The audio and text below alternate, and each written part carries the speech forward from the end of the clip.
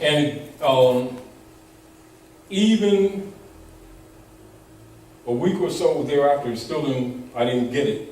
Then it dawned on me, because I had the seals in my back window. Now, seals on my back window, of course, with the feathers and the Moroccan flag, and it dawned on me. It's not that they don't like us, they don't like niggers. Do you understand? Because most of them, in their rituals, they got feathers too. They know that the uniform they wear belongs to the Moors. Our people don't know it does. Do you understand? And then a lot of the activity that they do had to do with decades or centuries of wars between the Muslims and the Christians. And so they're on the defensive too, if you understand. And then, of course, the Klanners know that the United States, the Republic, was set up between Muslims and deists. And as you already know, the official title of the Kyklos, or the Ku Klux Klan, are the Grand Protectors of the Christian Creed. That's their official title. All right? So when you're looking at them, you're also looking at Knights Templars. Knights of Columbus, which is their collection arm, their monetary collection arm. But the point of it is that it dawned on me, the seals in the back of my window. So that was a signal to me that I didn't catch at the time. I have to be honest, I didn't catch it at the time. But I thought about it later. Likewise, a couple of years ago, when I had to do a class in Atlanta, me and, who was it? Me and Abdullah, or was it me and Abdullah? No, it was me and Sabir. Me and Sabir went down there, and we were going to these, looking for some old bookstores, because this is what we always do when we go in areas like that. And this European was sitting in the doorway, with legs crossed, reading the newspaper, right? So he looked up, and he said, "You boys looking for some old books, huh?" So that's how they talk with a strong drawl and everything. I said, yeah, we're looking for some old books, particularly, some old law books, etc. So he saw my seal. I had my seal on that seal my wife sent me before. And he says, go straight to the back, go to the right, tell the guy pull him out from the counter. And he was very, very friendly after that, But I noticed every once in a while, because you don't think about it all the time, certain signals that they see you ain't black and ain't no nigger, they know that you got some culture. But, and particularly that time when I went to Ponce de Leon, to the movies, it gave me another view. Although I had written it, because I had actually written that lesson book for my children, to be honest with you. But it gave me another view, because I always, promoted with my children not to take on biased attitudes, even though you're battling the European. Don't take on biased attitudes. Deal only with facts, with the spirit of the man. And the more and more I look at it, and then I understand when Joe Ali said he traveled the South, and he see the life that we live creates a lot of problems, and I found that to be absolutely true. But nevertheless, what we're dealing with today in these times is a lack of consciousness with our people that is very costly. And that is not the identity crisis, not knowing the seriousness of it. And this is also back to the issue of people not suspecting or not knowing to suspect people amongst our own who keep promoting that black brand with our people as if it's innocent and as if they don't know better. Because, you'll see that very often that upon a challenge, our people will immediately start making excuses for them because they're either Muslim or they're minister or they go to their community organization, whatever. And the truth of it, another scholar knows that scholars know this information. just because they may not speak of it in their clubs, they're not absent of this information, because anyone that's a scholar, anyone that got any kind of degree, got this information in order to get them degrees. It may not be their interest, politically or economically, to speak on those things because a lot of their institutions will collapse. But what that shows when you study this over a period of time is that many of our problems have been because we ourselves have been defending men and women amongst our own who have been promoting the brand system to our own injury, and we defend them just because we know them. Do you understand? Or because we've been members in different organizations with them, when actually nature does not recognize that. Truth is what it is. Truth does not pass away. Don't change or pass away. So there are fundamentals. So it doesn't matter whether it comes from a European or Asiatic. Truth is truth. Mm-hmm. And what you find is when you, the more you study, the more you go into world history and true religion. We're not talking about dogma. Keep in mind the masses get dogma. The masses don't get religion. You know, and they don't know that. But scholars know that. And it's a lot of these dynamics which are really interesting that I find that are very sensitive in finding a way to liberate people from their own baggage when they think that they've actually been liberated when they actually have not.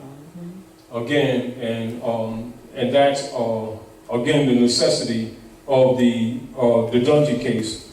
Now I'm just going to read again partially from the Dungy case for the purpose of the Nom De Guerre, and this is only because we have a few other, because this is what I didn't plan on going to this part, but because we have new people here, I want them to see that, and then we're going to go into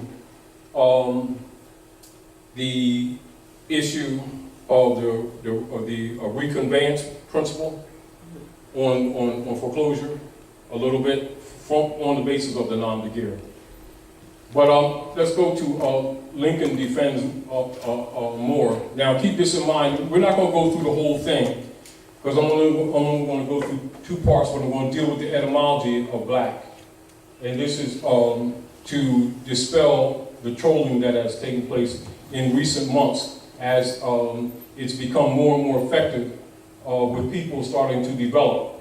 Like for instance, like what occurs when I was coming to the train station, about 3 people approached me. And of course, with you already know, when we was traveling, about 2 or 3 people, and thanking for what they've learned. But that's the reward. That's the reward. Islam. Now keep in mind, this was when Lincoln was a lawyer 5 years before he was president, right? And we're not going to go into this case much, but except for what Lincoln stated to present to you that the issue of your true pedigree is not a new issue, because a lot of people try to act like it began with Drew Ali, and then act like unless you're a club member you can't be who you are type thing, which is another fraud. You know, so let's go to a suitcase that Lincoln did, and let's go to Lincoln's statement. Abraham Lincoln. My client is not a Negro, though it is a crime to be a Negro, no crime to be born with a black skin. But my client is not a Negro. His skin may not be as white as ours, but I say he is not a Negro, though he may be a Moor. Abraham Lincoln. Mr. Lincoln, interrupted Judge Davis, scarcely able to restrain a smile. You mean a Moor, M-O-O-R, not Moore, M-O-O-R-E. Well, Your Honor, Moore, M-O-O-R, not Clifton H. Moore, replied Mr. Lincoln, with a sweep of his long arm toward the table where Moore and I sat. I say my client may be a Moor, but he is not a Negro, Abraham Lincoln. Now, for those who don't understand, how many of you know about the Dred Scott case, which is the most serious?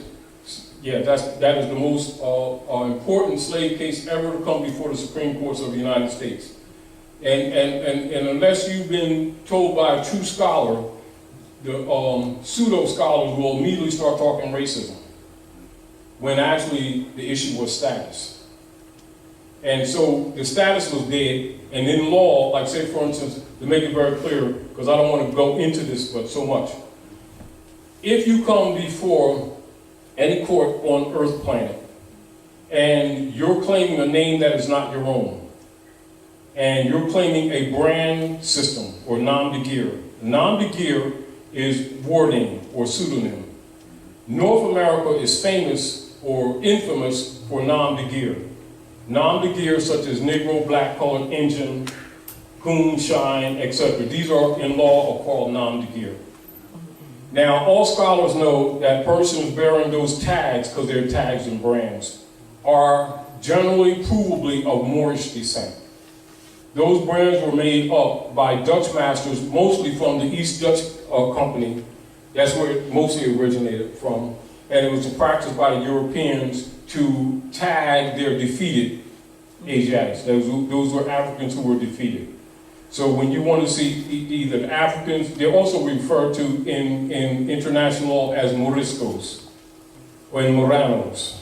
Moriscos, Moranos, these are Moors who are called conversos. Those are Moors who betrayed their own and start claiming to be Constantinians under the guise of Christianity, which means they sold their own people out. All right, so those are referred to in history, in world history, as Moriscos, Moranos, conversos. And the descendants of such persons are tagged Negroes, blacks, and colors. Negro means monkey. You know, but these, what they do, it takes the people outside of heritability. How's that done? Because the world's oldest running treaty, as Obama has said, is the Treaty of Peace and Friendship. And he went to Egypt, which is capital dominion of the Moroccan Empire. And those of you who know history understand the dividing of the Moroccan Empire between the Constantinian order. Well, it will be written in history as the Christian nations, and understand it has nothing to do with Jesus, and it has nothing to do with divine. It has to do with conquest. All right, the popes of Rome, because understand the Constantinians used Christianity as a front. Are we clear? Now, all scholars know that. However, people who are non-scholars don't know that. Now, you have some of the Christian order who studied ancient Asiatic African culture and also wanted to stop the hundreds of years of wars between the Muslims and the Christians, i.e. the Moors and the Constantinians. And they are known as deists. Deists. So write that down so you can do the research. The most famous of the deists are called Thomas Jefferson, John Adams, Benjamin Franklin, etc., who are also referred to as the founding fathers for the United States order, although they're actually brought under the care and protection of the Emperor of Morocco. And most of you know about that when you read George Washington's papers. And of course, you know that part of the history is more suppressed, except for people that are in your higher degrees of masonry or skull and bones. They get that information, but they take death oaths not to reveal the secret, so they can't even tell their own family members. But they know this history. And so do all you so-called marching, praying black leaders, most of who were 32-degree Masons. That would include Martin Luther King, Jesse Jackson, Abernathy, all those club members. All of them are Masons, and they all got this information. And they all of them got a Moorish fez in secret. And once they get 32 degrees, they got a certificate that says Assalamu Alaikum, and they get a holy name. You know, so that's how it works. That's the real world. That's the real world. And when they've been taken to the mountaintop, it's showing the great seal of the Moorish nation. That's that pyramid with the eye of Allah at the top, which you will see right there in the Library of Congress, written in the ceiling. It's not even a secret. You know, and one of the things they do, they hide things right in your face. And our people usually have their biases. And so they, you know, they think that when they say Muslim or Muslim or Christian, they think they're talking some spirituality. No, it's political.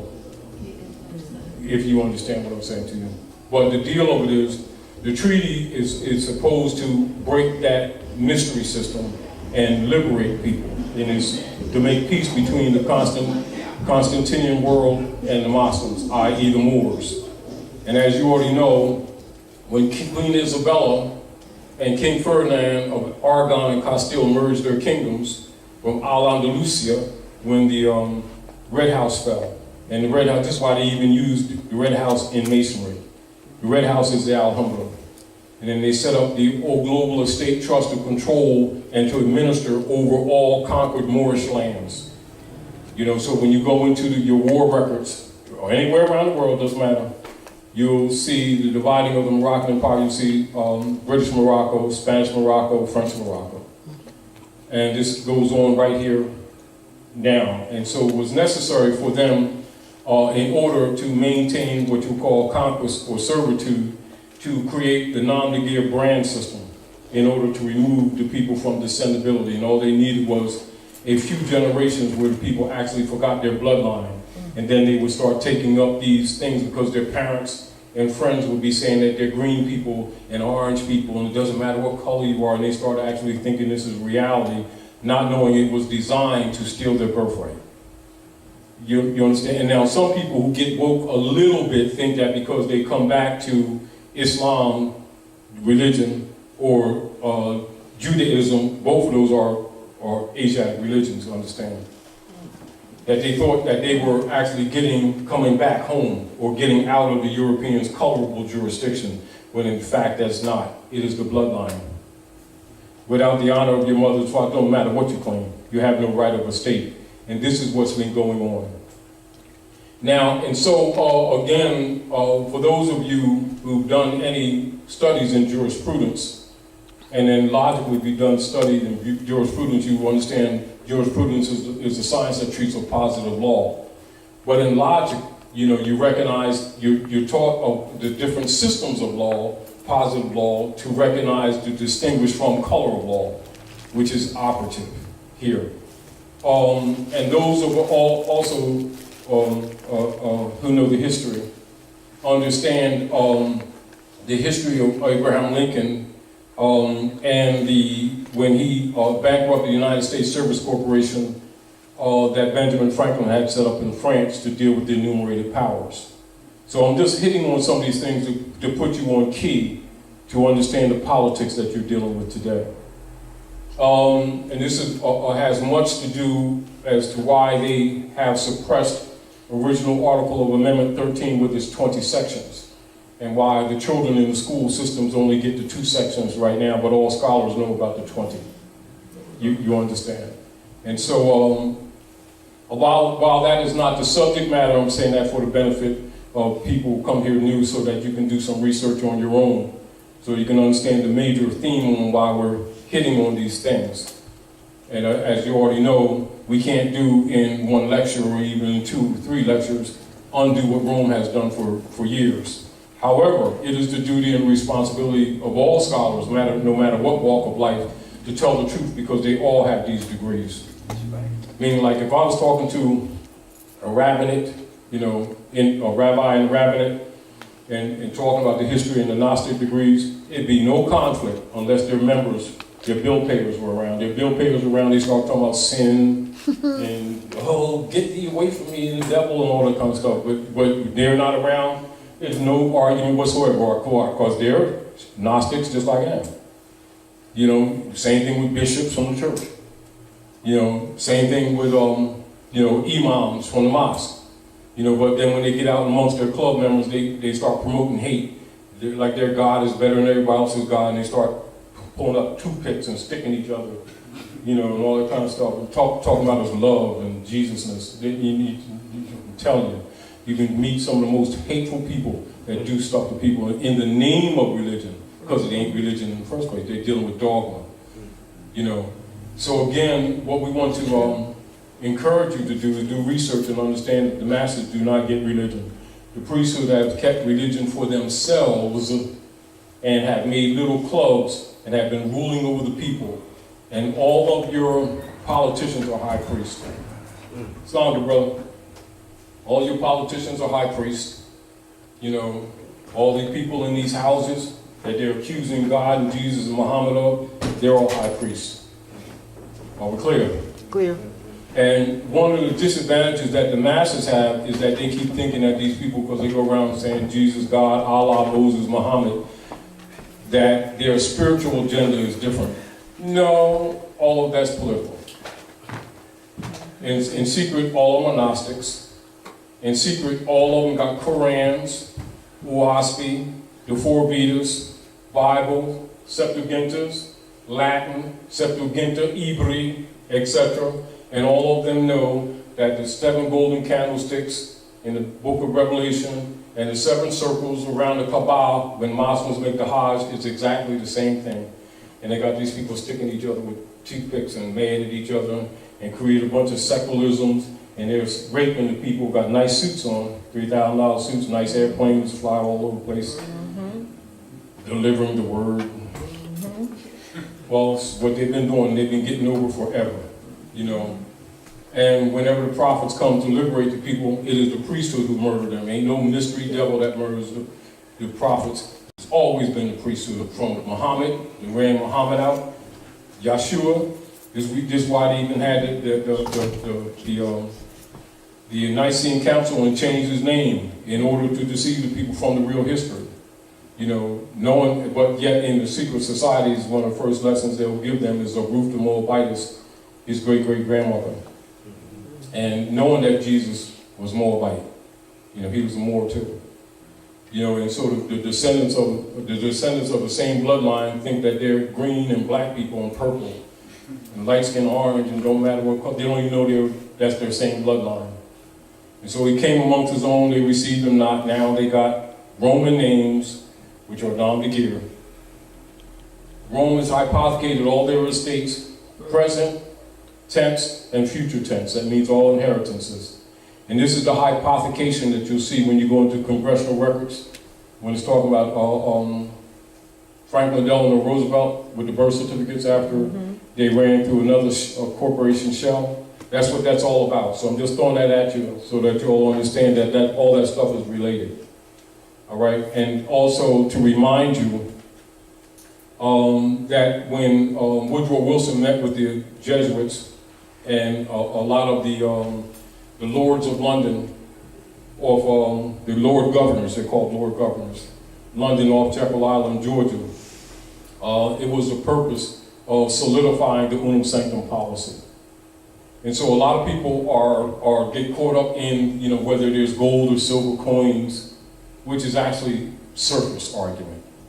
It is true, but that's a surface argument. The real issue is the estate and the resources.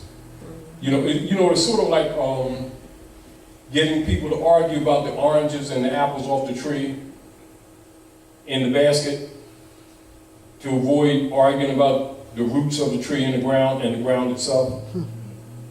This is the same way they've got people diverted into arguing the gold and silver coin and whether there's real gold or whether they have money, etc. or not, with Woodrow Wilson thing, when the real issue is that the gold in the land and the land is what your issue is, the estate.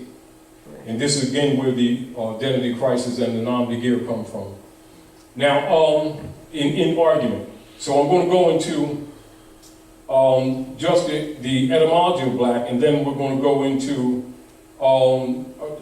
when we talked about the reversioner, entry into your claim to whoever claims to be the holder in due course of the instrument, trying to take your property, your estate, etc. But I'm going to go into, I want to read status, and keep this in mind, good brother, with the Dred Scott case. When you read the surface page, you'll see that it says plaintiff in error. And now, for those who don't understand, so we don't want to get, delayed into that case itself. The status is that when he came into court, and he's arguing about the territorial issue of the Missouri Territory being a free area, and that when the Sanford family took him into the Missouri Territory, therefore he should have been free. And then the argument was that the issue was his status. It mattered not where he was, because status is everything. You know, come before the court, claim to be Dred Scott, that's a confession that he's European property, because he's of Asiatic African descent. He ain't Dred Scott. Plaintiff in error, you see. But by our people not understanding Nom De Guerre and why the brand system exists, it doesn't dawn on them that you cannot transact business in another man's name, no matter how many generations, and claim right of estate. Ain't gonna happen. Goes back to an ancient rule: honor your mothers and fathers, that your days may be longer upon the earth land which the Lord thy God has given thee. Also, another one says, I hold my hand out all the day long to a hard-hearted and rebellious people who were not called by my name, When they repent from their sinful ways, I'll hear from heaven and heal their land. All of this deals with the purpose of the Nom De Guerre is a counter. And so we're not talking from a dogmatic perspective. We're talking about an actual jurisprudence principle that is ancient on earth planet. And our people need to be aware of that, because most of the time when you go into the Septuaginta or the Bible or the Quran, people start getting spooky. And those books are not really for that. They're really for reformation, social reformation. So, status is the standing, the state, or the condition of the person. It relates to the legal relation of the individual to the rest of the community. Keep this in mind. This is very important. Status relates to the rights, the duties, the capacities, and to the incapacities which determine a person to a given class. It is a legal, personal relationship, not temporary in its nature, nor terminable at the mere will of the parties, with which third parties and the state are concerned. And while the term status implies relation, it is not a mere relation. Status also means estate, because status signifies the condition or the circumstances in which one stands with regard to his property. And see, so now keep in mind, in relationship to heritability, in relationship to right of estate, etc., these are fundamental, what you would call law principles that are universal on earth planet. So when you have people that are taking a position of leadership amongst any group of people and are talking about their rights and their liberties, and fail to tell them these fundamental truths while having them march all over the place making fools of themselves, that's a COINTELPRO operation. Another scholar knows that, a non-scholar don't recognize it. Do you understand? So it's quite difficult a lot of times if you try to rescue people that think you're attacking their leader guy. You know, when you know that he knows this stuff. You know, but then they're going to tell you about ancient Egypt and Kemet and the Melaninated universe and stuff like that, and Hotep. And then turn around and call their own people black, knowing that they put them in the black code as soon as they said that. Do you understand? It's sort of like, you know, it's sort of like going around in the name of helping people. You know, you don't have water, so we're going to dig wells. So we dig wells, charge you to dig the well. We're going to give you a break on the price and everything. But then we use your well as a bathroom, as a toilet, and you wonder why you're getting sick. It's no different. That means when people go into ancient Asiatic African history and dig up a lot of data about the great things that occur with our people and the great things that our mothers and fathers built and everything, and then turn around and call them black, they just peed in the water. I see that. You know, now a scholar recognizes that, and a social engineer recognizes that. A person caught in clubism and non-scholars get caught up, oh, they don't like black people. You know, they start that kind of stuff. You know, and they make these kind of statements like it's really deep and like they're really helping their people, not even knowing. They put their people in the black codes, then they want to march all over the place and complain about the black codes being enforced. It's like somebody running around talking about a pit bull is an elephant, then when they charge you elephant fees, you want to get pissed. You know, I mean, and it's really, you know, and that's allegorical, but that's true. And that's what's happening to our people. When they agree to be black, they come under the Christian black codes. You know, and then they want to complain about the codes being enforced. Then when they argue, they go and put the European name on a piece of paper trying to sue somebody. I'm Joe Smith. You know, and then they have no standing in court. Now they're mad. You know, of course, the black codes and the doctrine of discovery comes in. And then people get emotional, and you can understand because they're being injured. You know, but the issue is that people who know law, and people know the rules of inheritance, and people who know true American history know exactly what's wrong. That is the Nom De Guerre that's blocking them from constitutional protections. They know it from the door. And they avoid it because what would happen? The black organizations they belong to would be immediately identified as a COINTELPRO operation. Of course, people will stop funding it. But it's so subtle that most people don't even get it. But a scholar sees it immediately. An engineer sees it immediately. An emotional person that's biased, say, don't you be talking about my black leader guy. You know, not knowing he got 501c3 skull and bones agreement in his back pocket, getting paid off in the back door. You know, keep this BS going on and then point his finger at the European. This is another reason why we put out the Dungy case in short order, to counter the trolls that have been put out there to keep trying to make this information sound minimal, or like it doesn't, that it has no universal or principle or application, and it has absolutely universal application. Now, estate is the interest which anyone has in lands or in any other subject or property. Notice that. Any other subject or property. So subject is broad, isn't it? Any other subject. An estate in lands, tenements, and hereditaments signifies such interest as the tenant has therein. In this sense, estate, quote unquote, is constantly used in conveyances in connection with the words right, quote unquote, title, quote unquote, and interest, quote unquote, and is in a great degree synonymous with all of them. These are fundamentals. These are fundamentals. So, from a point of truth, Europeans and other Asiatics who come here from different countries are not absent, and they have not been subjected to the Christian black codes, which are commonly used here. Therefore, these fundamental principles are known by nationals all over the world.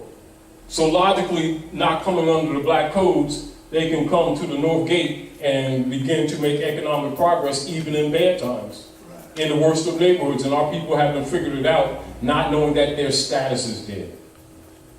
Do you understand? So what we need to honestly do the best that we can is give some comprehension and understanding to our people so that they themselves can willingly on their own honor their mothers and fathers, but understand the relationship it has with the rest of society.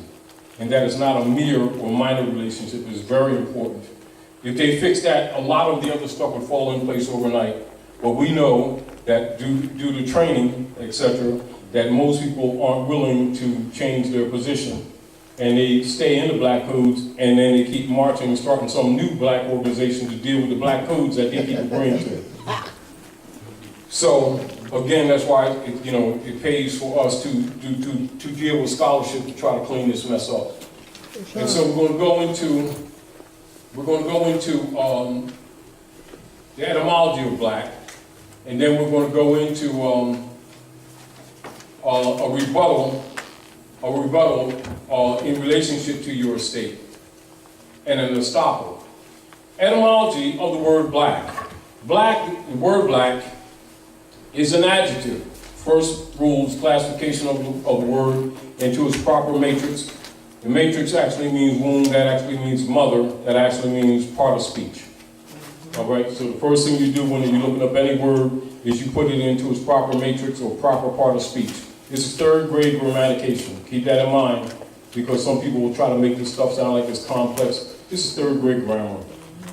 So this is why when you look in the dictionary and you see a word right after, they'll have the part of speech in italics, right after the word, so that you can put it into its proper matrix. So all scholars know this rule, but people that are held in under the black codes aren't taught basic etymon degree, which should be given to them in third grade. And so they grow up handicapped from the door. So we don't have to go into that, but I wanted to bring that to your attention, so that you can use your own intelligence to analyze the cause and effect, potentiality, and fact of how it operates in society. All right, so black, the word black is an adjective and is of Middle English, which you'll see in the dictionary will have ME. So Middle English origin. Linguistically and grammatically, Middle English places the word black between the years 1100 and 1500. As a means of measuring the passage of time, this equates to the timelines of the 12th to the 16th centuries. Scholars and other literate people who possess the capacity to read associate the Middle English linguistic timeline by way of the Julian calendar in the Common Era. In the history of European culture, this period of time is considered the High Middle Ages and is also called the Age of Cistercians. Cistercians are members of a monastic order which was founded by Saint Robert of Moulins in the year 1098 at Citeaux, France, under an austere Benedictine rule. So you understand that's Pope Benedict? All right, so you're dealing with the Constantinian order. All right, so you're dealing with the period of time, and whenever you're dealing with linguistics and in basic etymology, you always put the timeline, the part of speech, the timeline, and logically, the timeline will come up, and you can see 1100 to 1500. So basic third grader who has the capacity to read recognizes that the word doesn't go past 1100, and so when someone's trying to teach that child ancient black gods of Egypt, the child would automatically know that that person is lying. Exactly. But a person who can't read doesn't know that.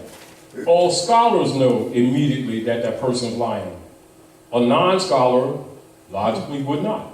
But yet, this is third grade grammatication. Are we clear? So remember, you do part of speech and you put the timeline. So when you see they'll always put it in capital letters, M-E, when you look in the dictionary, which means in Middle English, you go to timeline, and you see the part of speech, which is the matrix. You see adjective. So a third grader knows that an adjective describes, it's a modifier, does not identify. So therefore cannot be person, place, thing, or idea, for that is a proper noun. A child knows that, but an adult who can't read has quite horrible difficulty using fundamental third grade reasoning to recognize that. So therefore they teach their children that they're black, put them in the black codes, and try to make like it's some kind of spiritual Afrocentricity, not knowing, some not knowing, and many who do know, but they're compromised, will promote it knowing it's a lie. And then when their children suffer, they want to complain and march all over the place. Of course, the world don't have time for that, you know, particularly. So when other Asiatics come here from other parts of the world, you already know they don't come and practice the black codes. When they're talking to people who are ignorant, they may talk to them on that level because they know they can't get along with them, because they'll start saying, oh, you didn't mix a lot, you ain't pray, you didn't give Reverend Jones $5. They start that kind of stuff. You don't know Jesusness. And they're very judgmental. And so most times they'll just quit while they're ahead, go get a thick piece of plexiglass because they're instructed to do that. Go get the empty house that was been empty for quite a while, you know. And then within 3 months, some of these people, some houses, braids and eyelashes and some soap powder wash their butts. While they're sitting around talking about salvation that don't damn exist in their communities. The families are falling apart, youth are dying younger and younger, jails are packed. Women single, got children trying to raise them the best they can, getting screwed all over, underpaid and abused. But they all say, no, they're full of stuff and they need to stop being phony. You know, and we need to start fixing this stuff because we have to take responsibility. Because a lot of this is in social engineering, you know. And so if you are not willing to take responsibility for your own care and your own community care, the rest of the world is not obligated to. You know, you might get knocked down, your responsibility to get up. All right? So, the etymology of the word black is Middle English, and Middle English is derived from the Old English word black, B-L-A-C, which linguistically places it from the language of the English people from the time of the earliest documents in the 7th century to about 1100. And both of these English words, black, B-L-A-C-K, and B-L-A-C, are derived from Beal, B-H-E-L. Thus, black originates from Beal. The origin and true meaning of the word Beal is to shine, to flash, burn, shining white, and various bright colors. Beluga, 1, from Russia. Bellier, from Russian, Bellier, white. 2, Philorote, from Greek, Philoros, having a white spot. Now, just with that first true origin of the etymology, what does that have to do with you? What does that have to do with these Asiatic people? What has to do with their bloodline or anything about them? And yet it's been accepted as an identity. Therefore, they're logically declared incompetent. It's an adjective. Because it doesn't even mean dark. It actually means pale and light colors. So when they're running around saying black power, they're saying pale power. Then when the European uses it, the same way they call it European white man, which means sovereign, they get mad because he acts like sovereign, just because they can't read. You get the point? Meanwhile, these are the same people who keep talking about they got a special personal relationship with Allah, Jesus, Moses, Muhammad, Confucius, and Buddha. And they don't even know their own bloodline. And they're always talking trash to the rest of the world. And it's not to say that we're not catching it, because we are catching it. But we also have to take responsibility for the things that are wrong, that we have a responsibility to clean up amongst ourselves. Anyway, so the etymology of the word black is Middle English, and Middle English is derived from Old English, word block, BLAC, which linguistically places it from the language of the English people from the time of the earliest documents in the 7th century to about 1100. And both these English words, black and black, are derived from Beal, and thus black originates from Beal. And the origin and the true meaning of the word Beal is to shine, to flash, burn, shining white in various bright colors. Beluga from Russian, Belier, white. Philero from Greek, phileros, having a white spot. Beal is a suffix variant of bilou, blue, derived from Old French. Bleu, B-L-E-U, B-L-U-E, derived from Germanic, bilwaz, or bluewaz. And bil has various extended Germanic forms, such as bleach, derived from Old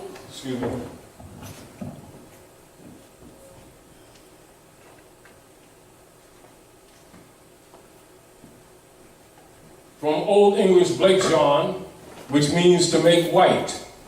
Bleak from Old Norse, bleaker, which means shining and white, and is derived from the Germanic bleikaz, which means shining and white, etc.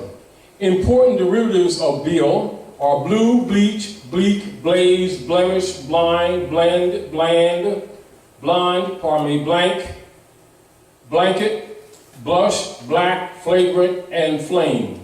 Etymology, noun, in plural form etymologies, Middle English etymologia, from Latin etymologia, from Greek, from etymos and logia, which is logi, which means the study of, which you all know that. Etymology is the history of a linguistic form as a word, shown by tracing its development since its earliest recorded occurrence in the language where it is found, by tracing its transmission from one language to another, by analyzing it into its component parts, by identifying its cognates in other languages, or by tracing it and its cognates to a common ancestral form in an ancestral language. And etymon is the literal meaning of a word according to its origin from etymos, meaning quote-unquote true. Etymology is basic to elementary grammar and is vital to fundamental reading skills. This is fundamental 3rd grade stuff. So you can see the difficulty that we often have in our communities where they'll come in the community, sell people a dead pledge. Dead pledge means mortgage. Contract is dead and the body is the pledge. And then they steal people's stuff, they're sharecropping, thinking they own stuff, can't even daggone read, and you can't tell them nothing because they're going to tell you about the Lord when they don't even know stuff that's in front of their faces. You understand? So we have these kind of problems over and over again, and then our people can't read, and their ego gets in the way when you try to teach them. Meanwhile, we keep catching hell. Generation after generation, it gets worse. So the best way to fix things is just tell the truth. Though the truth will let chips fall where they may. But however, point that I'm making to you, when you think that your so-called leader guys and leader girls don't know this information, no, they do. It ain't always in their interest to expose it, because half these institutions that they've created actually are in place to drain the people of their economics. It's not really there to help the people spiritually or politically.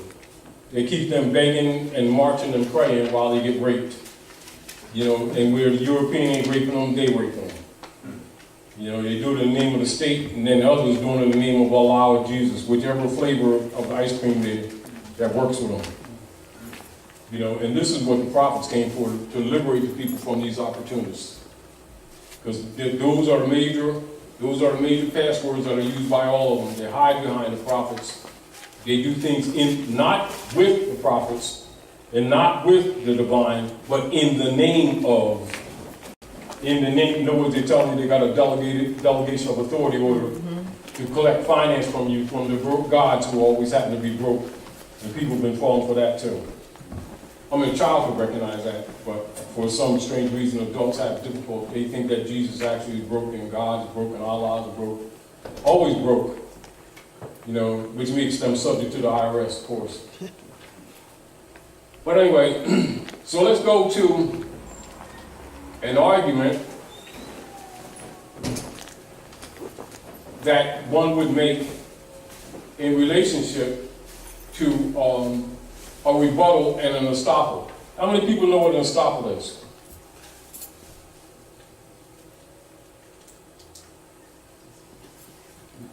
No hands? Oh, go ahead.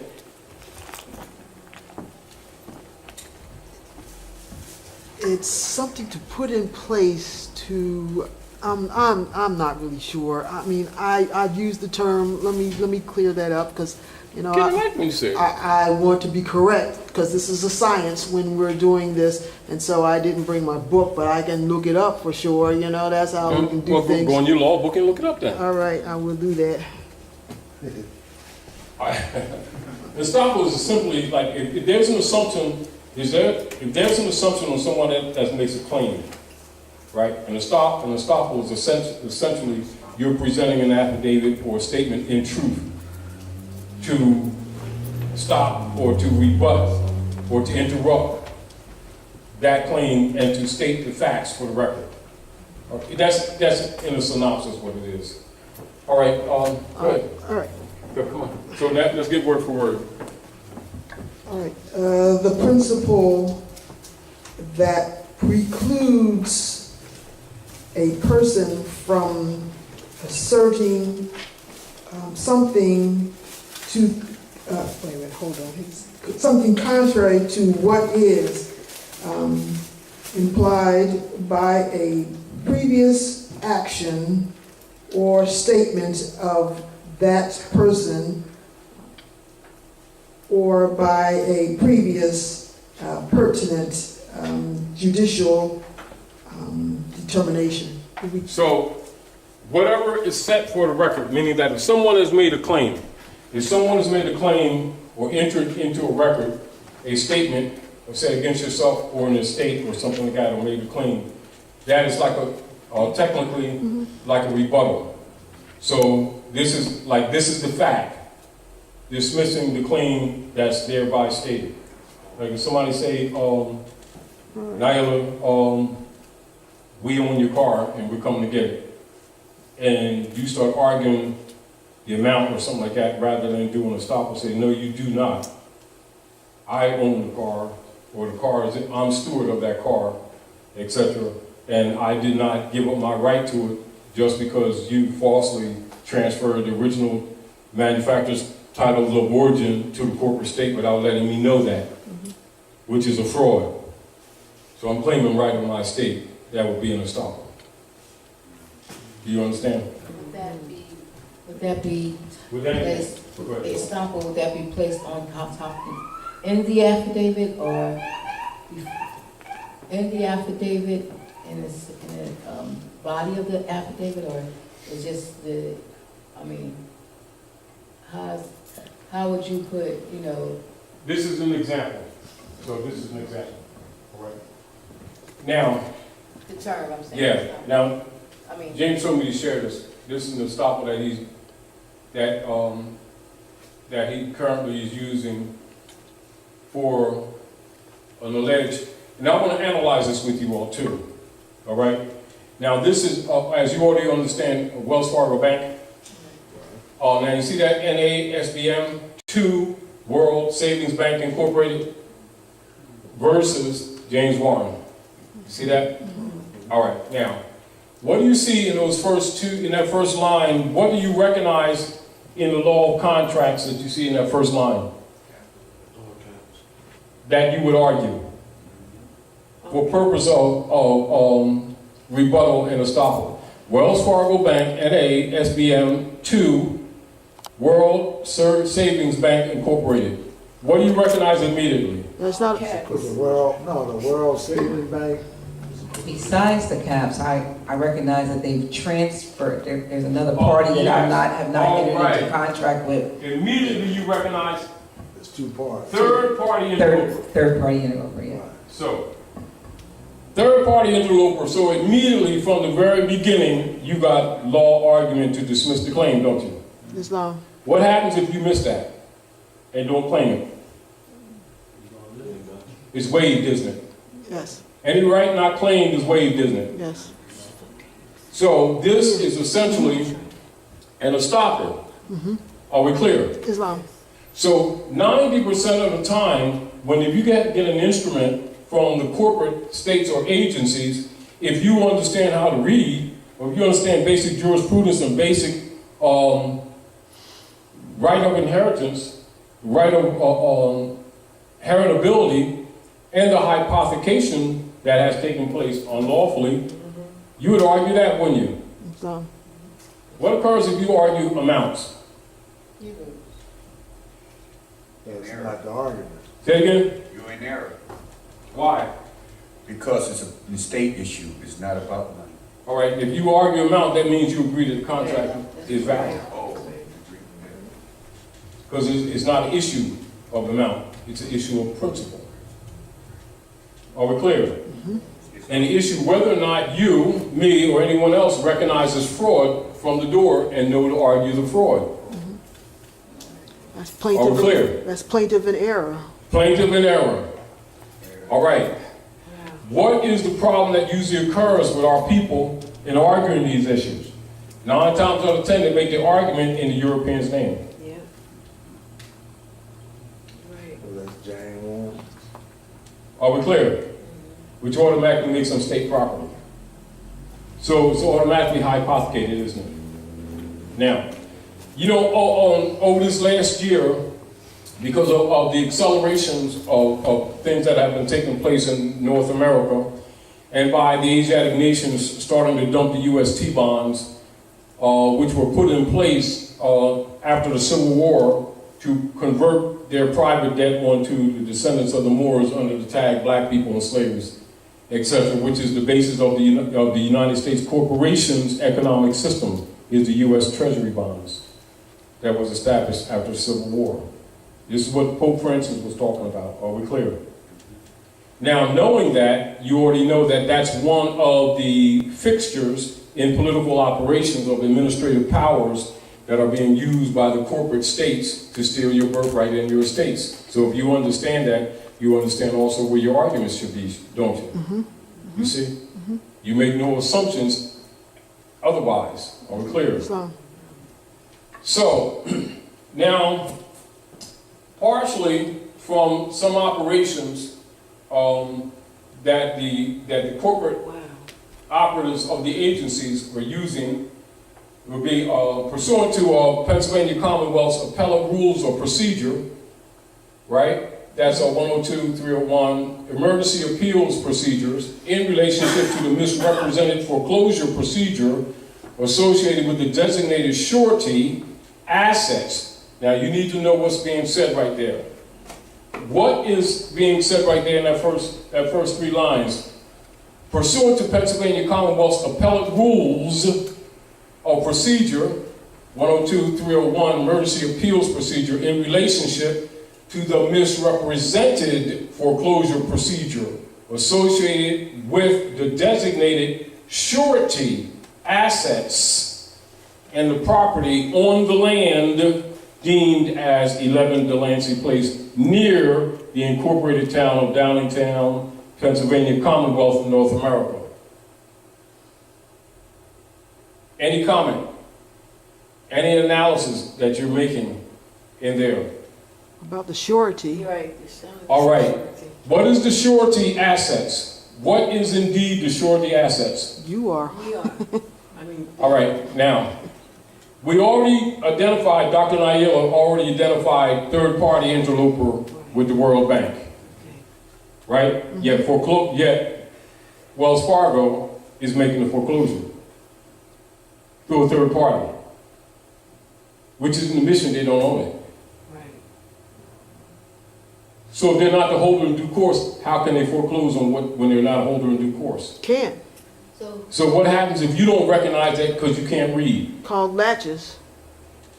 You start arguing issues that aren't relative to what's going on, then you're declared incompetent. The holder in due course, is that the holder in due All right, course? what constitutes holder in due course? That's right. I'm thinking, No, don't guess. What constitutes holder in due course? I'm not sure. All right, good answer. Always, if you don't know, don't start making stuff up because you're declared incompetent. All right.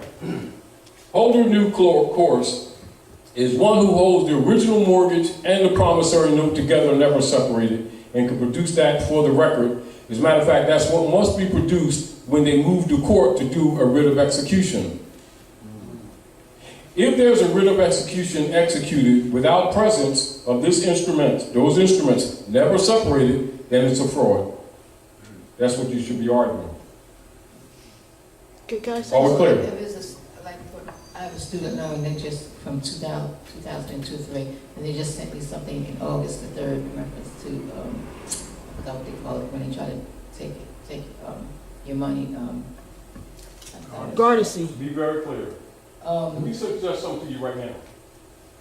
If you have any intention of fighting anything, stop stuttering. Okay. Get clear on what your argument is and come clear and do not talk in a passive manner. Mm-hmm. If you do, it is no different than a wolf smelling a bleeding rabbit running through the field. They will pounce on you and remove your fur immediately. Right. So with the due course is the Department of Education. No. Who's but that? That's the Who's law. he? The Department of Who's he? Education. Well, they're not. No, who's he? They're a corporation. It's a When was you talking to the corporation? Well, I never talked. I just. You have a conversation with Santa Claus? No. Yeah. Now, let's get this very clear. What you want to keep in mind in these conversations is that they put the corporate entities up there, which are designated persons, but they're dead. You've been speaking to the dead? If you were speaking to the dead, then that means you must be dead.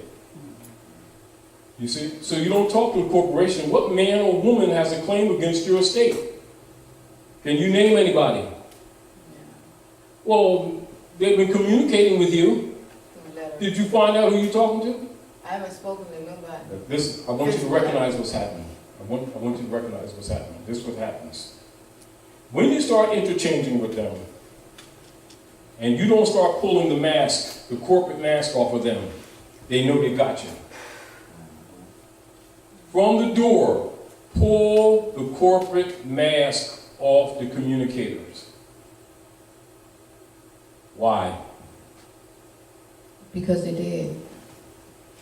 The corporation's dead.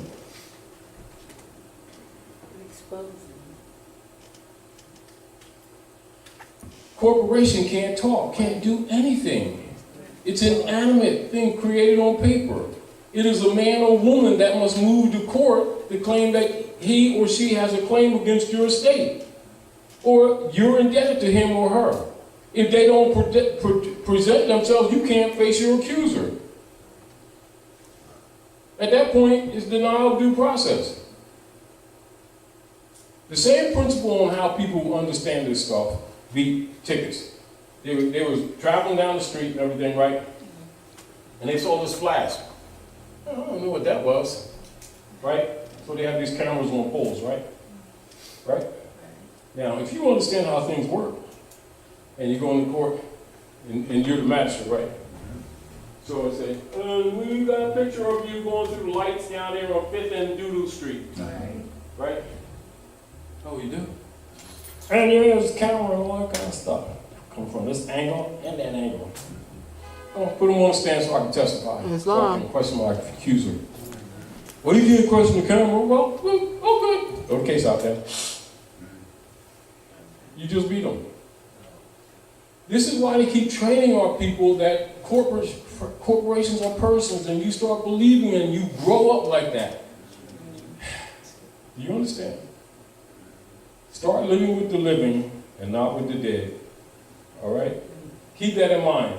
All corporate entities are the dead.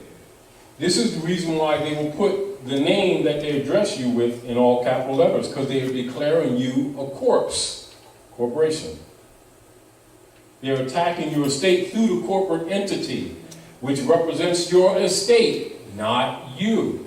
But if you're willing to be dragged along with it, then I'll accept that and then put the burden on you. That's how they can steal on your property.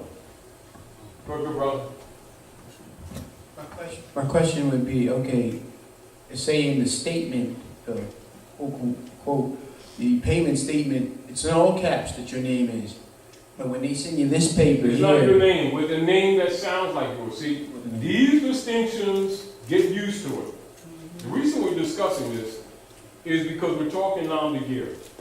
And the reason that we're discussing this, and it's not semantic, but that's how they're beating you with semantics.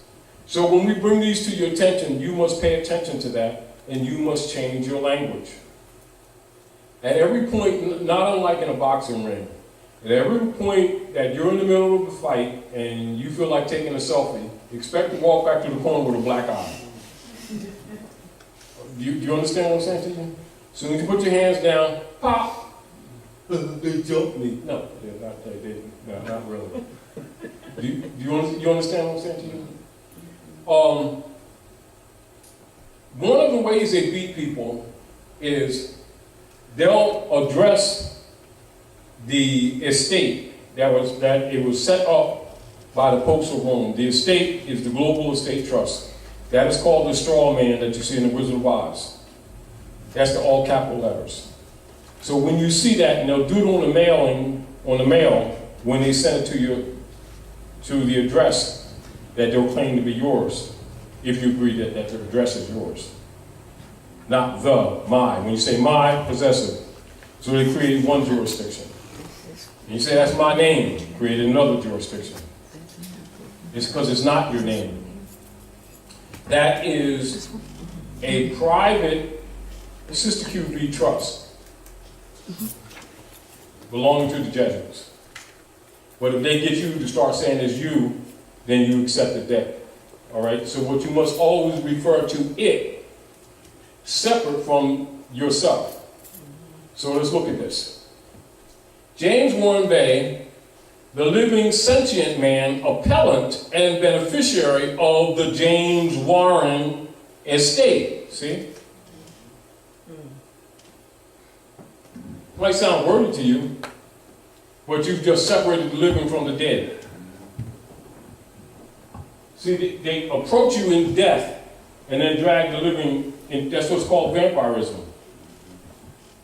They just pulled you into the pit. Do you understand? Now, this is how it works. You need to understand this is how it works. So we're breaking this down a little bit so that you have a concept of how you're supposed to be thinking by understanding how they're approaching you consciously. They're approaching you consciously. Good, sister. Islam, I have a question. You talked about two documents that need to never be separated, the promissory note. Yes. And what other document? Yes. Let me write that down so you not forget this. Now, in law, in rule of lending, right?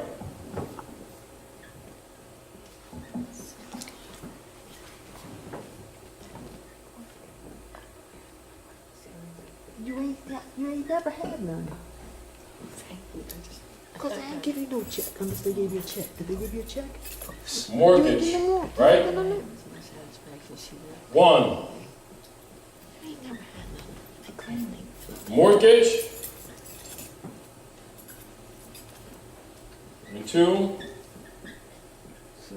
Promissory note. They ain't got none. They ain't got it. They sold it within 72 hours of your signature. Now, in rule of law and lending, when a so-called mortgage is issued, that is called a dead pledge. Mort is Latin, means dead. Gage means pledge or contract. So from the door, it's a dead contract. Are we clear? Clear. Now, in the law of lending, the mortgage and the promissory note must never be separated from the beginning to the termination of that agreement. If at any time it is ever separated, and they always do separate them, their claim is dead. Bifurcation. However, most people never command that. Are we clear? And the evidence, which means you keep waiving your rights. Are we clear? Now, listen to this. This instrument right here is what's used as what?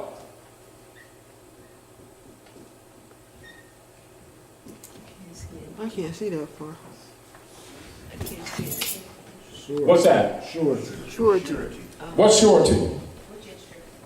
Collateral. What's surety? Guarantee. I want her to answer.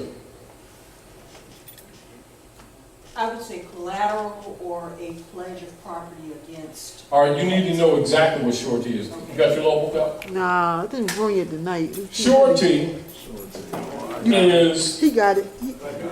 He got one. all right, go ahead, brother. Right there. That's what I like about these moors. Yeah, they come They prepared. give, they got their tools. They are, yeah. You got your tools, good brother? Yeah, give them read surety. Now, keep this in mind. We're going to explain a little bit so that you'll understand where your arguments are. Are we clear? Now, in bookkeeping, when a loan is made, because in North America, being the land, keep in mind, North America is Morocco. That's the land. The corporate entity exercising judicial civil powers on the land is the United States Service Corporation. Are we clear? By what is called corporate descendancy or succession, you have about 4 of them that's been operating, controlling Morocco since the fall of the first one in France that Lincoln bankrupted in 1860. Are we clear? So you have successions. Another one after that one crashed by Woodrow Wilson. The one, Lincoln bankrupted United States Corporation 1860. They did the coup d'etat 1861. Re-registered in Puerto Rico with the purpose of converting their debt onto the descendants of the Moors, i.e. these are tagged black people, i.e. Christian property, as chattel properties to back U.S. corporate government debt since the Civil War. This is what the Pope Francis was talking about, all right? That one lived until 1913. Noble Ali set up the old Canaanite temple for the restoration of the estate to the proper heirs, commanding the Queen of England, who's the middle party. And also there would be the managers or the administrators of the United States Service Corporation colonial operations in Morocco, i.e. the USA. All right? To honor her obligations to the treaties and honor her obligations to good government here under its Republican form, including the enforcement of all corporate states having a Republican form of government according to the Constitution and the treaties and the ordinance of 1787. So that crashed that United States. So Woodrow Wilson set up another one in Puerto Rico again, and so that's your third one. That's that's the third one. And then Juali set up the old Moorish Holy Temple of Science as a civic organization. You already noticed it's following the heels of Marcus Mosiah Garvey, who was teaching government. again reinforcing the international community to enforce the Constitution and to honor the heirs and stop branding them Negro, Black, and colored. That takes them off the platform. So that crashed it again in 1925. And so while it was crashed, they still try to cover that up. So by 1928, it was really done. And this is when Woodrow Wilson, Franklin Delano Roosevelt set up another United States corporation company in Puerto Rico, and then he used the birth certificates as surety. You know, because remember, they have already been using the marriage certificates, claiming the eggs in the womb. And of course, the bank bonds that they've been using since the Civil War, they've created multiple derivatives off of them, and nations were starting not to accept them. So this is a continuous thing that's been going on. So it's been necessary for them to use the Jesuits' army, was the U.S. military complex, to force nations to accept the T-bonds. This is how they've been staying together. And so, as you can see, Lincoln bankrupted the organic, not so much the organic United States, but the United States Service Corporation that was to give the service contracts of good government. And so that was the overthrow of the Republic since Lincoln. So Lincoln, as you all know, was the last lawful president at North America. Thereafter, all other presidents are de facto. So Lincoln bankrupted one United States, Noble Drew bankrupted two. This is including activities that's going on with the bankers, etc., other things that they're doing, but we're talking about, when you really boil down to it, you're really talking about heirs to the land. People will get caught up in the gold and the silver arguments, which is logical. You know, the fiat currencies, which is logical, but understand that that is surface. That's surface. And so when people are talking about the politics at North America, they'll usually run immediately to that. The gold and the silver coins, whether or not there is lawful money, Article 1, Section 10 of the Constitution. Yes, surface argument. The real argument is the legitimacy of operative government here, controlling the assets and the estate on the land. Civil jurisdiction, civil land jurisdiction. And this is also why it was necessary for them to do or to convert or to set up the U.S. democracy order and bring in admiralty law from the sea, piracy. And so therefore the descendants of the Moors are declared booty and prize. So now, of course, you already know that's breach of treaty and breach of constitution. This is again why it's necessary for them to brand them Negro, Black, and colored so they can't be charged with human trafficking, because there's no such thing, no such people exist on Earth planet. And if you get them to agree to be Negro, Black, and colored, then that's called consent. Are we clear? This is where the Nom De Guerre comes in. Now, go ahead, read, good brother. Get in your mic. Surety, one who undertake to pay money or to do any other act in the event that his principles fell therein. E. Reed Block, 312 PA. No, you don't read that. Just read the substance of what a surety is. Okay.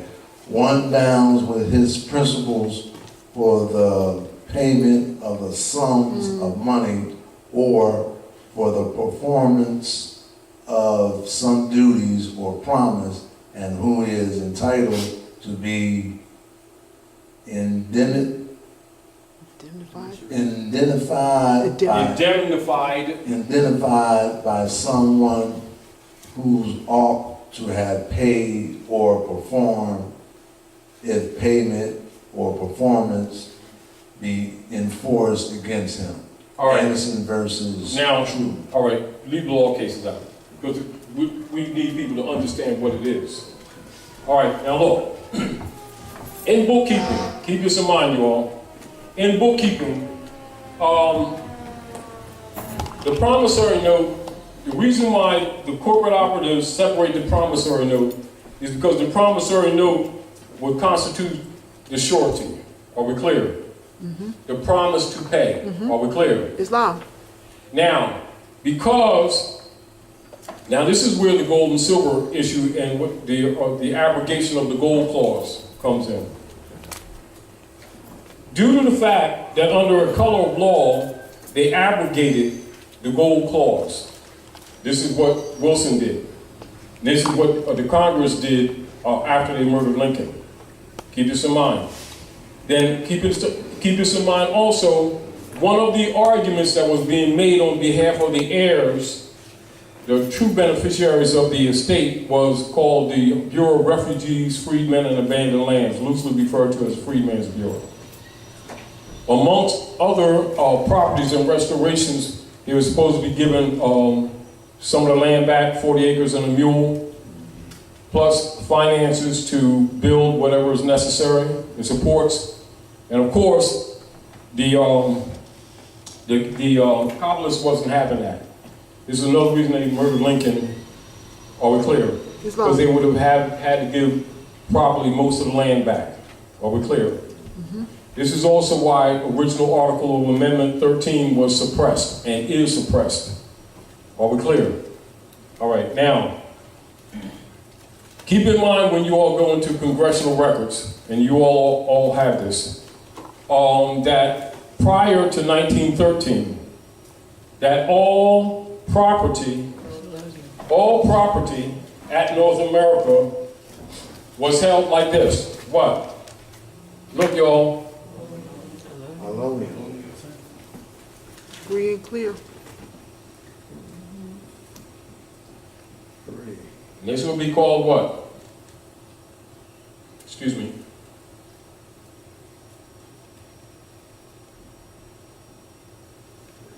And sometimes with a single L. Right? For the benefit of those watching, can you say what it is because they can't see? Say it again. For the benefit of those that are watching, you Oh, yes. Now, allodial title and allodium. Now, I got two L's there, but sometimes with one L. Are we clear? Now, keep this in mind, y'all. When did this stop operating at North America? 1913. 1913. Does that correlate with anything that you're familiar with? Old Canaanite Temple, 1913. Of course. So prior to 1913, all titles were held in allodial title, all property. Why is it that the people aren't familiar with that? It's been suppressed. Why is it suppressed?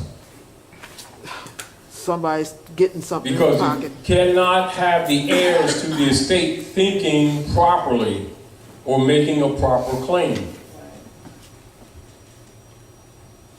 Because they'll be saying, well, I paid my mortgage note, my dead pledge. Contract is dead and their body is the pledge. Right. Are we clear? Yes. Sharecropping. Are we clear? Now, in law, remember, these are the same people who say they know Jesus, God, Allah, Moses, Muhammad, when God's going to kick the devil's butt on Thursday. Now, if they know all that, they should know this, right? Mm-hmm. Isn't that law? How dare you claim the love of God you do not see, and love not your brothers and sisters you see every day? How dare you claim to know the laws of God, the laws of Allah and the prophets, and don't even know the fundamental laws of the land upon which you live? Man, Rule, same rule. Islam. Ignorance of the law is There's no excuse. You see why it isn't? But yet our people are always arrogantly talking about they got personal relationships with the divine order and don't even know the basic rules of civilization. Are we clear? Clear. Keep getting screwed and then blaming the devil. You get the point? And the world don't feel sorry for them because they act so self-righteous, like they know God and nobody else does. Don't even know the basic rules of civilization. You see the point? Now keep in mind, let's talk about how they do this. So 1913, you already know that's Woodrow Wilson, Jekyll Island, right? Islam. All right. Now, the promissory note and the mortgage must never be separated from the beginning to the termination of the alleged loan. Are we clear? Islam. They separate it and they take the promissory note, and what they do, instead of putting it on the debtor side, when they accepted that, they put it as an asset for the bank, didn't they? Mm-hmm. Mm-hmm. At that time, it became a surety. Mm-hmm. Are we clear what I just said to you? Are you clear? You understand that? They accepted the promissory note. In the ledger, it at that point becomes an asset to the bank. But then they list you as the debtor. But then your note is the asset, and they make a derivative off of that, don't they? Islam. So you just loan them the finance to pay for the bill.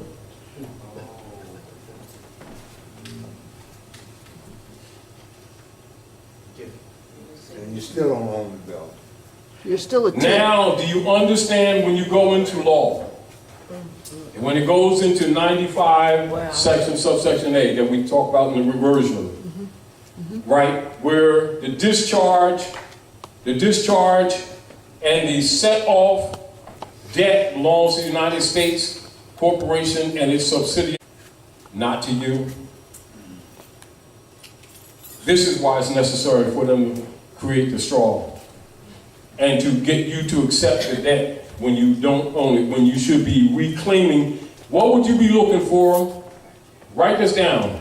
Reimbursement.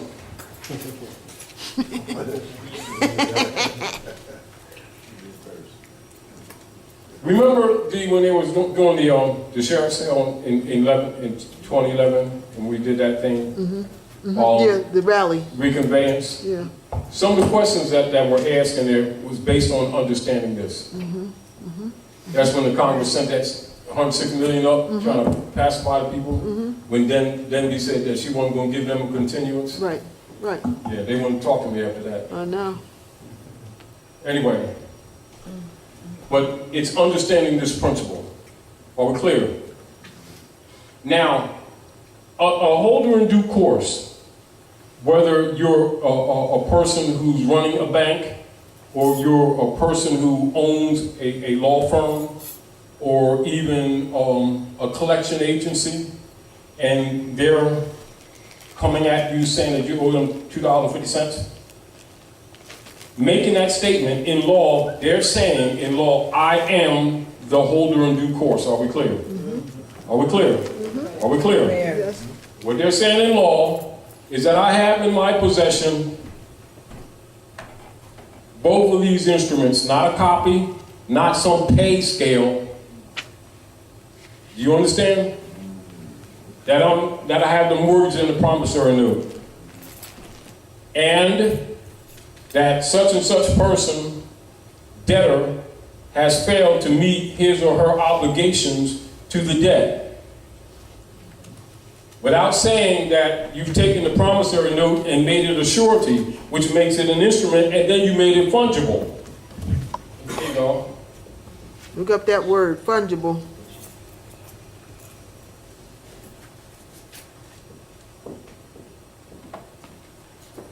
Go ahead, good brother. Radia. Read that. Fungible. What, in law? Yeah, in the law book. Fungible. Fungible.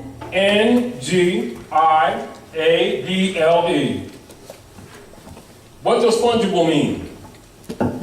Go read in your law book, brother.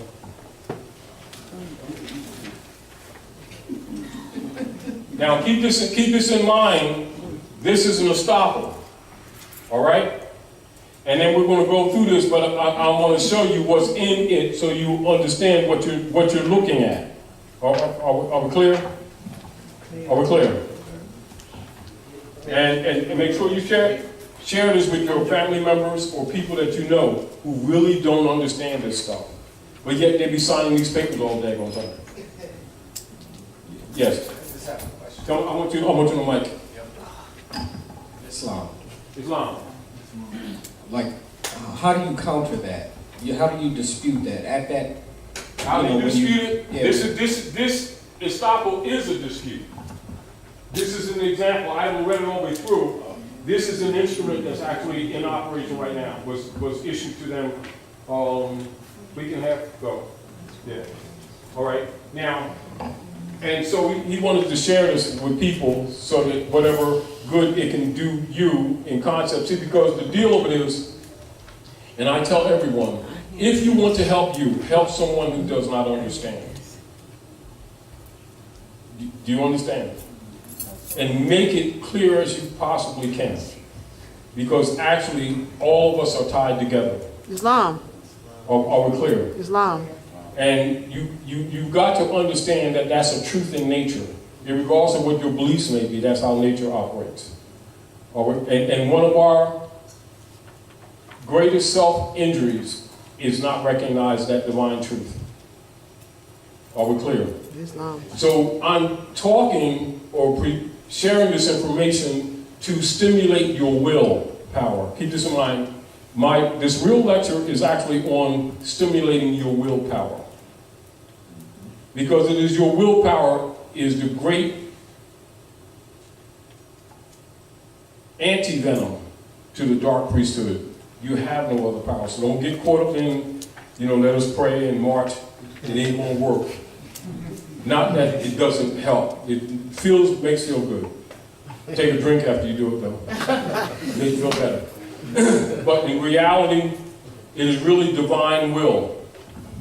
If you can get the people to just use their willpower, Islam, to reject that which is wrong, that is really where the power is. It's no real mystery, but most people don't understand that. And priesthood will never tell that because they're usually on the second rung of sucking off of them. They got the other straw on the other side of your neck. Do you understand what I'm saying? In other words, the God game is a business. The sooner you can get that in your head and get over your emotions, the better off you're going to be. You understand? And that's not saying that you shouldn't be spiritual, but understand that the masses don't get spirituality. The masses get dogma. That's why it never fixes anything. But then their own ego blocks them from seeing the truth. Because they think they've been given the truth. And so it's sort of like they're in the doo-doo talking about this peanut butter. And really, when you study our people, that's what they do. They will justify what they know in their heart to be wrong and not working just because they're afraid to deal with the truth. Because truth will destroy institutions.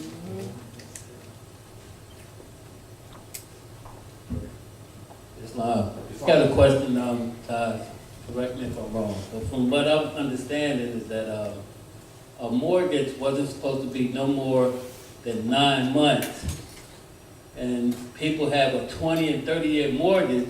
Why do you think, let's look at this. Dr.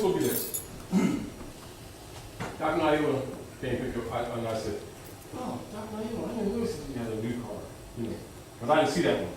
I mean, you had told me before when I think back. Because I remember the red one, Anyway, point that I'm making is this. You can take a car, say, any car, say, go a step above the average car. You go into different, it's usually about 4 different categories. You got basic, standard, economy cars, and you got basic run-of-the-mill cars. So you're dealing with like 20, 22 grand, then you're dealing in the 22 to 35 and 35 to 47 like that, and then 47 to 85 and like that. Then you get into your more expensive cars and you go past those 3 figures. Right? Now, imagine this. How many people buy, say a Mercedes as an example, or an Audi or something like that, and they pay 3 figures for it, right? And they make trade compensation within 4 or 7 years, right? And yet they can make an agreement on a house that costs $75,000 and they pay 25 or 70 or to 70 to 30 years, and it's called a dead pledge. But the average person can't think, they don't understand that it's set up bookkeeping. It is designed to keep you in debt. Are we clear? Clear. But you don't owe money, you owe the estate. Are we clear? Because you're not allowed to handle money. Because they've stolen your money. That's what the abrogation of the gold clause is. So they give you a dead pledge and they make you the debtor when actually they're the debtor. This is the whole thing that you must understand. Is that when you present the so-called mortgage, that the promissory note is a surety. Be clear on that. Are we clear? You need to understand that. So once it is made a surety, let's be very clear. Let's make this very clear. You're going to make a loan. Pull this. Right? You sign this. Right? And you ask him to loan you $50,000. Right? Mm-hmm. So you take this promise to pay $50,000 and then you convert it into a surety. At that time it becomes an asset. That's right. That's bookkeeping, isn't that correct? That's correct. Mm-hmm. But then you, on the books, you make him the debtor. When actually you're the debtor because you just made this a surety. That's right. Wow. So you take his promise to pay, and you take the payments, and you call them didonis. Isn't that what them instruments call them? Yes. Didonis? Yes. So if the instrument says didonis, what does didonis mean? Gift. Read didonis. Gift. Funded. Didonis. He was on fungible. Oh, well, refundable, and then we're going to go to didonis. One thing. One thing at a time. Yeah. Movable goods which may be estimated and replaced according to weight, measure, and number. So now, when it tells you that, that means it's substance, isn't it? Yes, yes. So it can't be abstract. Mm-hmm. Does credit have weight? Nope. Therefore, no state can make credit, can they? Nope. They can only make gold or silver coin Yep. for payment of debt. Islam. Is that not the law? That's the law. Mm-hmm. So they're taking a promissory note, made a surety out of it, and then made it fungible. Is that weights and measures? Nope. See your argument?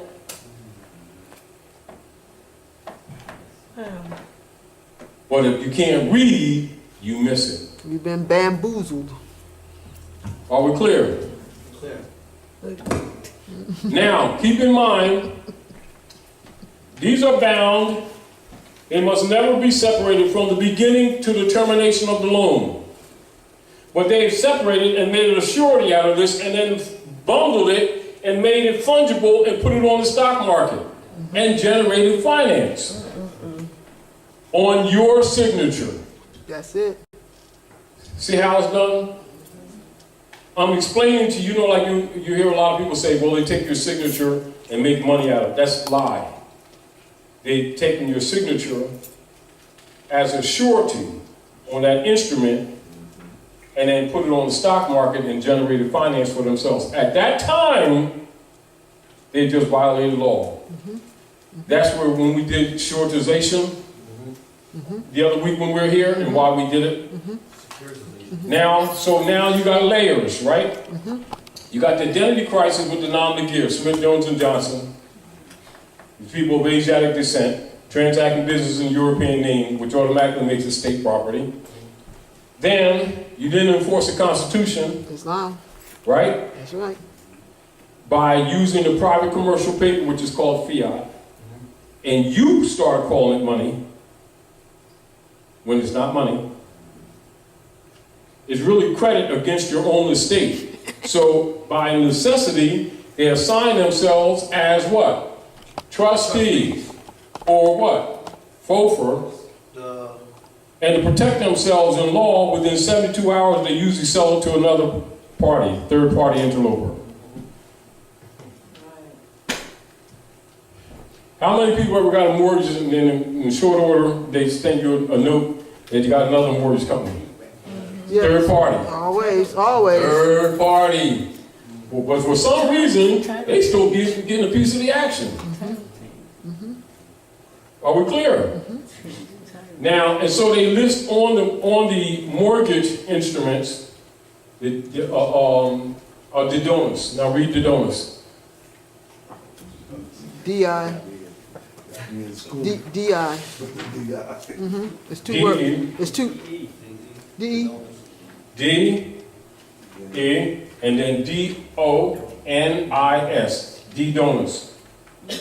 Now this is very important because a I'm gonna go over this, and then I'm gonna read it all the way through, and then we'll go back over it again, all right? But I just want you to see what's in your first paragraph, if you know what you're reading.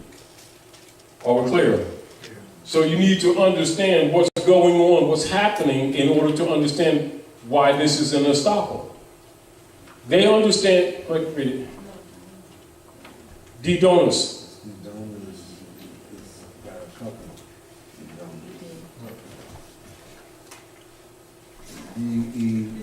DEDIMUS.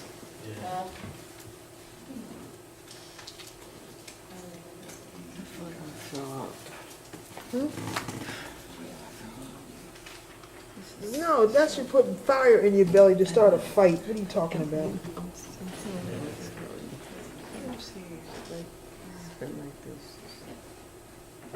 You've been had, you've been bamboozled, that's all. Then look for the DI. But it's actually de donis. DEDU. No, D-E, there's two words. It's DEIOTINASC. Oh, here we go, here we go.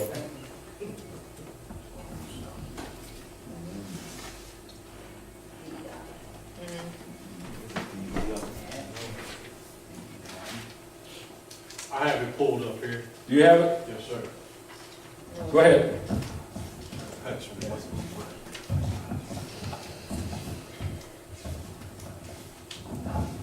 Go ahead, because we got airtime. Edonis, concerning gifts, or more fully, Edonis, conditionalis, concerning conditional gifts. The name of a celebrated English statue possessed in the 13th year of Edward I, by virtue of which estates in fee simple conditional, formerly known as dona conditiona, were converted into estates in fee tall and rendered inalienable, thereby strengthening the power of the noble. Well, therefore, when you're making so-called payments with Federal Reserve notes, it's accepted as de donis. It's a gift. You think you're making payments. Are we clear? Yeah. So it doesn't matter how many times you do it. It doesn't matter whether you think you paid up or not. At any time, they can come and take the house or call the loan. See why that takes place? Because you're assuming one thing when another thing is going on. Are we clear? Are we clear? Clear. So in your mind, you're thinking you're secure in your property. You're actually been sharecropping and giving these people's gifts. And they're actually putting a lien against your own estate that you don't know is your own estate. So they do a name of the estate that sounds like your name that's not your name. But if you say it is, you've accepted the debt. That's how the straw man works, or the transmitting utility. This is why Drew Ali said, you don't do anything else to declare your nationality. Are we clear? Clear. Now, keep in mind, in law, this is called securitization. In law, this is unlawful. Are we clear? Treason. This is why MERS was found by the Supreme Court on Europeans who understood this, because they wasn't taking the nigger hit. MERS, all the mortgages were declared frauds. But they kept the system. That's why you had that housing bubble in 2008.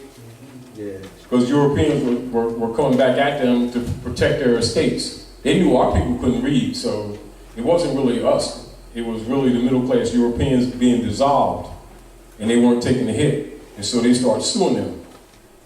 All right? But it's on this principle. I'm telling you what they were doing. Are we clear? Clear. But understand, all you so-called black leaders knew this stuff was going on too. This ain't racism. This is unum sanctum policy. But they got that 501c3 kickback, Negro, for the word of the Lord thing, got you thinking they working for Jesus and they working for Rome all the time. Got you marching and praying all over the place. And that's the truth. It's uncomfortable, but it's the truth. So you don't argue with the priesthood.